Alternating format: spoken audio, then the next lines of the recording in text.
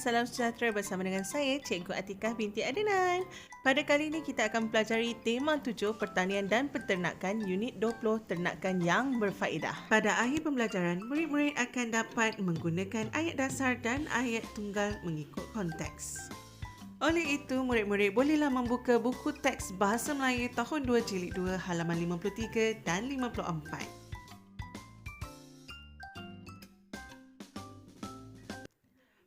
Pakcik Isa, penternak ayam. Sebelum itu, mari kita kenali apa itu ayat dasar. Ayat dasar ialah ayat yang menjadi dasar atau sumber bagi pembentukan semua ayat lain. Adik-adik masih ingat pola ayat yang kita pelajari di halaman muka surat 33? Ayat dasar ini juga sama seperti pola ayat yang kita pelajari di halaman muka surat 33 tersebut. Sebelum kita pergi lebih terperinci, mari kita baca bersama-sama teks petikan Pakcik Isa penternak ayam. Pakcik Isa pesara. Beliau pesara tentera darat di Sarawak. Beliau ingin mengisi masa lapang di rumah. Beliau membela ayam. Beliau membuat reban. Sekarang berdasarkan nombor 1 hingga nombor 4 tersebut, mari kita kesan bersama-sama dan nyatakan bersama-sama pola ayat bagi setiap ayat tersebut. Baik, kita pergi yang pertama. Pakcik Isa penternak ayam. Pola ayat ini adalah frasa nama tambah frasa nama. Pakcik Isa adalah frasa nama. Kemudian penternak ayam juga adalah frasa nama. Jadi dia adalah menjadi FN tambah FN. Ayat yang kedua adalah contoh pola frasa nama tambah frasa kerja. Ini kerana beliau adalah frasa nama, kemudian memakai sarung tangan adalah frasa kerja yang menunjukkan perbuatan. Ketiga, makanan ayam adalah frasa nama. Di dalam mangkuk. Di dalam adalah frasa sendi kata nama. Jadi, bila digabungkan menjadi frasa nama tambah frasa sendi nama. Dan yang terakhir adalah frasa nama tambah dengan frasa adjektif. Jadi, di sini terbitlah frasa nama tambah frasa adjektif iaitu ayam Pakcik Isa, frasa nama, tambah sangat lapar, frasa adjektif.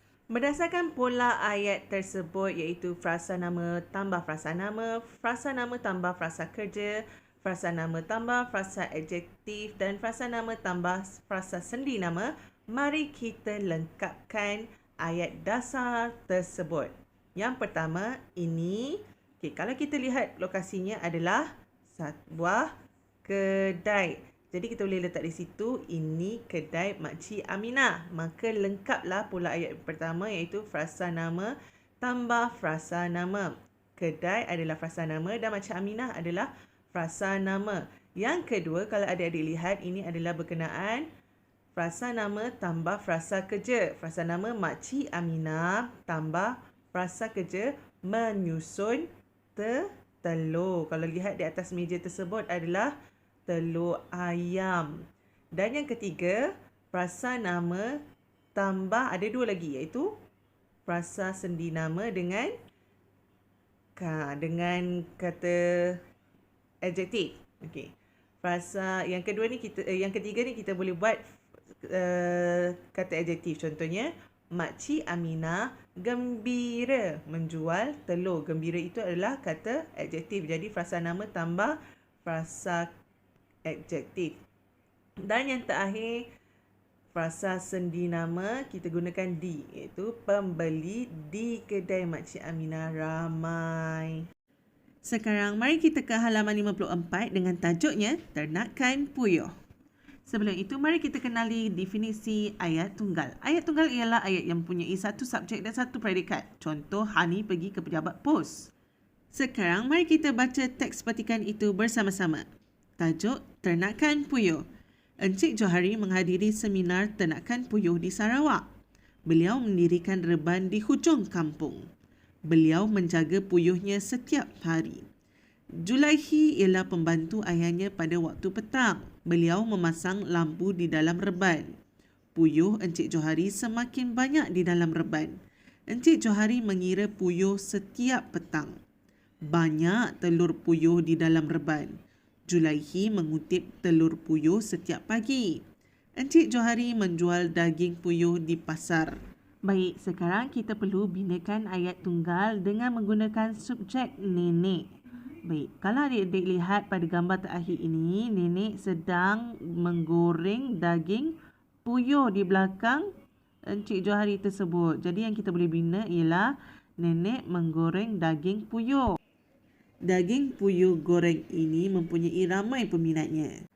Sekarang mari kita lihat buku latihan Bahasa Melayu tahun 2 jilid 2 halaman 58 hingga 60. Bina ayat dasar. Tajuk Cantiknya Udang Kara. Kita lihat gambar yang pertama. Encik Nasir penternak semestinya udang kara kerana tajuk dia pun adalah udang kara. Nombor 2, Encik Nasir membela udang kara. Berdasarkan gambar tersebut, Encik Nasir menjual udang kara. Jadi, kita boleh tulis Encik Nasir menjual udang kara. Dan ayat yang keempat adalah pembeli membeli udang kara.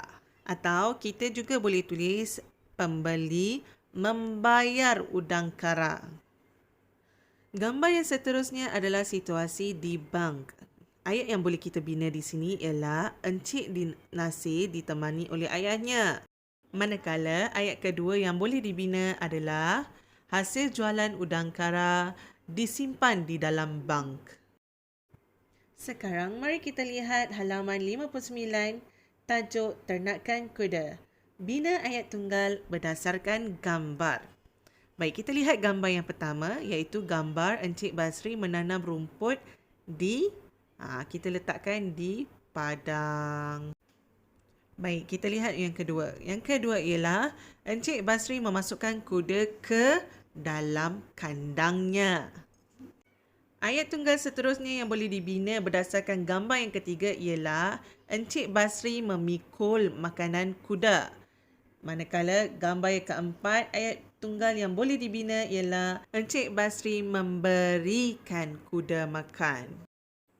Dan ayat tunggal terakhir yang boleh kita bina ialah ramai pengunjung melawat kuda Encik Basri. Sekarang mari kita lihat tugasan di muka surat 60. Kenal pasti ayat tunggal, kemudian salin pada ruangan yang disediakan. Untuk mendapatkan ayat tunggal, adik-adik perlu memastikan bahawa ayat-ayat tersebut tidak mengandungi kata hubung panjangan atau kata hubung gabungan tersebut. Adik-adik hanya perlu mencari 4 sahaja ayat tunggal, kemudian salin di ruangan yang disediakan. Demikianlah pembelajaran kita pada hari ini. Semoga ianya bermanfaat untuk adik-adik di rumah sana. Dan jangan lupa untuk melengkapkan semua tugasan yang telah diberikan oleh guru adik-adik sepanjang PDPR kita pada tahun ini. Terutama bagi adik-adik tahap 1 yang terdiri daripada tahun 1, 2 dan 3 di negeri Melaka, Selangor, wilayah Persekutuan Kuala Lumpur dan wilayah Persekutuan Putrajaya yang dijangka akan bersekolah pada 1 November ini. Jangan lupa subscribe. Assalamualaikum.